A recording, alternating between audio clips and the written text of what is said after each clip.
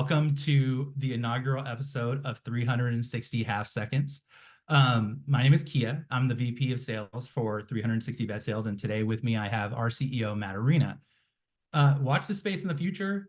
In the coming days, weeks, and months, we're going to be talking about all the things that pertain to veterinary practice sales and providing some insight in that regard and answering the questions that you're curious about, not just with Matt, but with others in this world.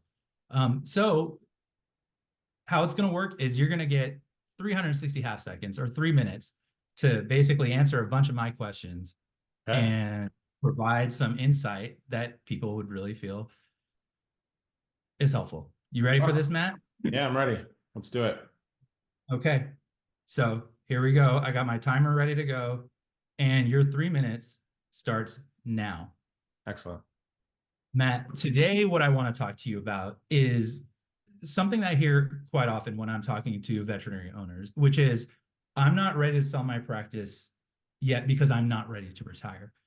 And when I hear this, it oftentimes puts, alarm bells in my head because I know that there's a reality that's a little bit different than what that statement kind of connotates, which is that if you want to sell your practice and you're ready to retire, you're going to have a much harder time selling it. Can you tell me why that the buyers out there aren't trying to buy a practice if you're looking to leave?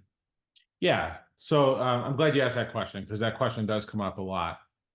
Most of your buying platforms right now, if you will, are private equity backed, and they're trying to buy a business that has continuity to it. And so they're looking at your financials and your production and all the financial performance metrics that you have in your company. And they're saying, this is what I'm buying. They don't want to think about, I'm buying this and then tomorrow you're gone and your production goes down based on the number of doctors you have and the fact that you're no longer there. And now revenue and EBITDA and all the financial metrics are different. So what they're looking for is roughly a 3-year commitment. It changes, it's case by case scenario, but the average we're seeing in the market today is 3 years of you committing that you're still going to be in the practice, helping to lead, your company, and all the financial performance is going to stay the same or get better. They really don't want to see it get worse. Okay. Does it make a difference what size your practice is, or how much production that you do as a veterinarian? So, like, let's just say you're not doing that much production as a veterinarian. Would that maybe help your case if you wanted to retire right away? There's no perfect answer, but I would say if you're on the larger side, so if you're a 1 or 2 or even a 3 doctor practice and you're like, I want to leave in a year, that's much more difficult. We all know the market is very difficult to recruit new veterinarians in today's market. So what I often tell people is, and I've worked deals like this, is you are able to walk away as soon as you're able to replace yourself. But we all know that's very difficult to do. So oftentimes it's the larger ones that have 5, 7, 10 DVMs, let's say, that one DVM does not have as much of an impact. So that would be one that would be more likely that, hey, I want to step away in a year or 2 or 6 months. Maybe it's more doable. But again, the typical norm is a 3-year commitment right now. Okay. And then last question, you have a very short amount of time left.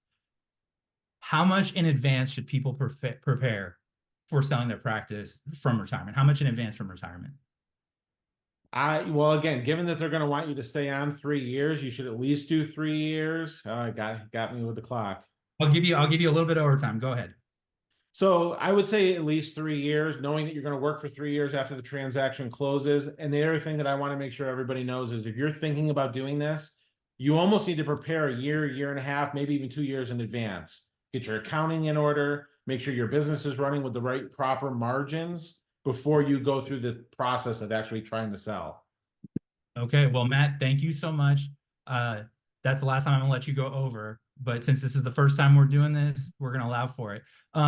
Just a reminder, everybody watching, throughout time, we're gonna be covering a lot of different things. If there's something that you're curious about, if there's a question that you have, or if there's a topic that you want to see us cover on 360 half seconds, shoot me an email. My name is Kia, Kia, Kia at 360vetsales.com.